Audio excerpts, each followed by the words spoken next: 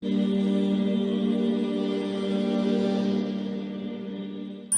berbagi kisah, ada seseorang syekh di Saudi yang bernama Syekh Muhammad. Beliau seorang ulama besar sekarang di Saudi, termasuk Hay'a Kibar Ulama. Beliau bercerita, ada temannya, seorang ulama juga di Madinah. Maka temannya ini punya dua anak perempuan, dua-duanya sudah menikah. Tapi yang jadi inti bahasan adalah anak keduanya dari orang Madinah ini. Syekh Muhammad ceritakan tentang temannya gitu. Rupanya anak keduanya ini dilamar oleh seorang pengusaha besar di Saudi, kaya raya terkenal, punya wibawa, dikenal di sukunya, di negara seluruh Saudi dikenal, di Timur Tengah pun dikenal.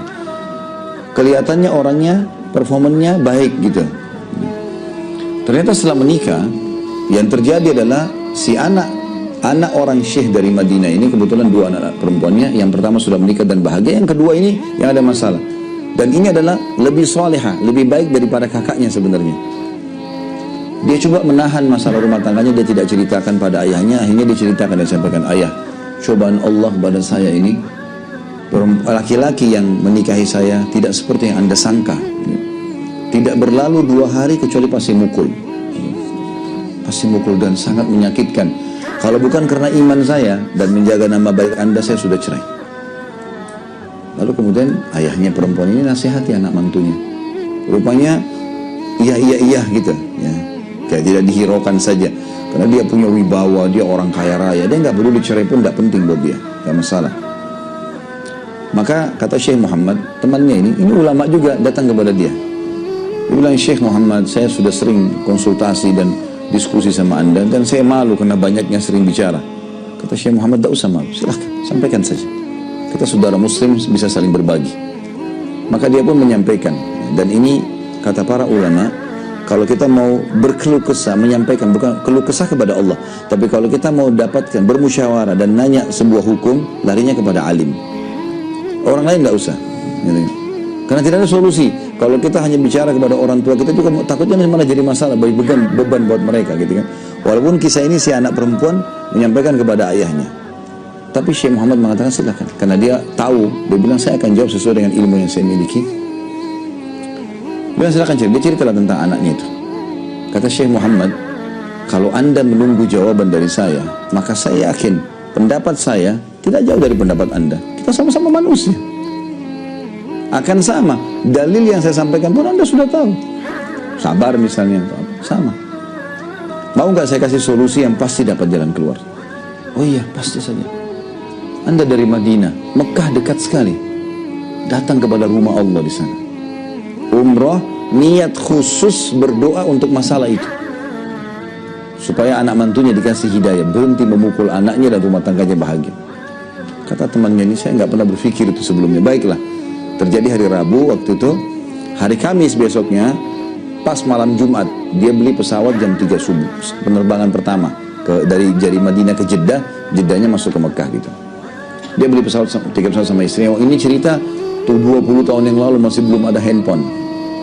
Jadi orang cuma telepon dari rumah ke rumah seperti dulu kita pernah alami lah. Dan jelas dia sebelum berangkat dia tinggalkan nomor telepon hotel yang dia mau datangin di Mekah untuk kedua anak perempuannya. Kalau ada apa-apa silahkan ditelepon.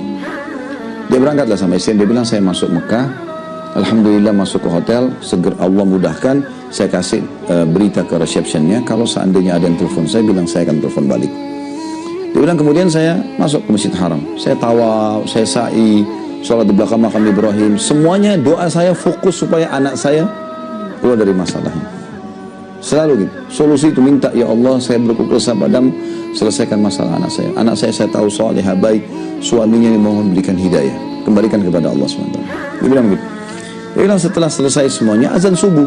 Saya sholat subuh di Masjid Haram, walaupun saya keluar rumah dari jam 2 malam, mengantuk sebenarnya, tapi hati saya terdorong untuk duduk sampai syuruk. Kemudian saya duduk sampai terbit matahari. Setelah saya pulang ke hotel. Pas saya pulang ke hotel, resepsinya bilang, bukankah anda Syekh si Fulan? Dia bilang, iya. Dari tadi nih, sudah 1 jam atau 2 jam ini, ada satu perempuan dari Madinah ribut telepon kami terus nih. Nanya anda ini. Maka dia bilang, mungkin anak saya. Dia telepon ke anaknya yang pertama. Sudah salam, nak, kamu telepon nggak? Oh enggak, saya nggak telepon. Ada masalah? Nggak ada masalah. Mungkin adik saya yang ada masalah nih. Bilang baik, dia bilang saya telepon ke anak saya yang kedua. Dan saya sudah berpikir waktu itu, mungkin ada keluhan baru, mungkin ada pukulan baru, mungkin ada masalah baru. Dia bilang begitu diangkat sama anak saya, setelah jawab salam sudah mengatakan, ayah, entah ilham Allah dari mana nih, sudah 1 atau 2 jam ini, suami saya menangis di depan saya nih. Tadi malam ini bertengkar, saya dipukul, saya dimarah-marahin, dia sampai tidur di kamar sebelah. Sudah 1 atau 2 jam ini entah kenapa dia datang ke saya minta maaf dan mengatakan memang kamu wanita baik, saya yang buruk, saya minta maaf, saya akan perbaiki. Sampai sekarang saya telepon nih, dia sama Anda, dia masih menangis di depan saya nih. Dia niat memperbaiki ke depan. Cuma Bapak Ibu sekalian, dalam berkeluh kesah pada Allah, kita harus ikuti dengan keyakinan. Kadang-kadang kita ikuti dengan keraguan. Ragu ini mengurangi kualitas doa kita, gitu loh. Saya sudah bilang tadi, keyakinan ini seperti Bapak Ibu yakin kalau lapar itu solusinya makan, kalau dahaga solusinya minum, kalau capek istirahat. Begitu juga keyakinan dengan memohon kepada Allah dalam doa, mengharapkan surga, takut dari neraka, harus itu. Itu sudah sunnatullah, mestinya begitu. Ya. Jadi kita harus melakukan hal-hal seperti ini supaya betul-betul mendapatkan solusi dari Allah SWT. Allah itu maha mendengar, Bapak Ibu sekalian. Allah maha mendengar, Allah maha mengetahui kebutuhan hamba-hambanya. Tapi Allah mau kita bergantung. Kalau bahasa saya sebenarnya Allah mau kita manja kok, tapi kita yang tidak mau dimanja. Minta semua, mau apa saja minta. Keluh kesah. Sampai para sahabat selalu sendalnya, ridwanullah alaihim, sahabat-sahabat Rasulullah SAW, kalau sendal mereka putus, memohon kepada Allah, ya Allah sendal saya putus, gantikan. Sendal putus, minta sama Allah. Jangan difikir sendalnya, kekuatan keyakinannya sama Allah itu. Allah memang gak akan lemparin sendal dari langit, tapi Allah akan menggerakkan makhluknya. Ada yang kesian kasih dia sendal, ada yang kasih hadiah dia sendal, gitu kan. Kadang-kadang kita kalau kembalikan misal lagi lapar, ya Allah, ucapkan saja, ya Allah lapar. Lihat hasilnya setelahnya. Ada yang kasih makanan, ada teman yang telepon traktir, kayak ketemu di restoran ini yuk, atau kita berkunjung ke rumah teman, gitu. Ada saja. Saya hari Senin kemarin ngisi pengajian di Joglo, habis maghrib, habis isya. Pas lagi mau menuju ke masjid, saya lihat ada orang jual pukis di pinggir jalan. Cuma saya mau kejar sholat isya, karena waktu itu belum azan, khawatir saja nanti telat pengajian. Saya pikir, ya udah nanti aja deh kalau pulang, insya Allah Allah kasih. Ya. Waktu pulang, saya buru-buru naik ke mobil, lupa beli itu. Maka saya bilang, oh lupa, mungkin belum rezeki. Besoknya siang kemarin, hari Selasa, saya ngisi pengajian di Blok M, kajian Bulughul Maram. Baru saya duduk di masjid, pengurus masjid bawain cookies itu. Pas dibuka. Saya tidak pesan, tidak apa ini. Dibawa ke depan saya, dibuka. Begitu saya lihat, saya bilang, subhanallah, baru semalam saya pengen nih. Tidak minta dikasih sama Allah. Hanya karena bergantung sama Allah. Dari hal yang kecil, kue pun tidak ada masalah. Apa ruginya? Rugi apa Bapak Ibu sekalian pada saat kita mau ke mall beli baju atau mau ke pasar, ya Allah mudahin parkiran buat saya. Minimal dapat pahala doanya. Nah, apa saja. Mau makan di satu restoran, ya Allah mudahin supaya saya dapat tempat duduk yang nyaman, saya bisa makan di situ, gitu kan.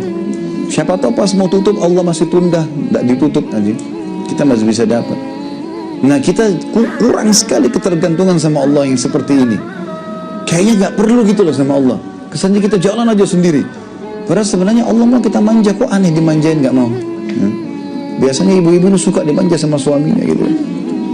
Dimanja sama Allah nggak mau gimana? Tinggal merengek, tinggal minta. Gak ada susahnya. Dan itu kekuatan akidah di situ, gitu kan. Puncaknya di situ.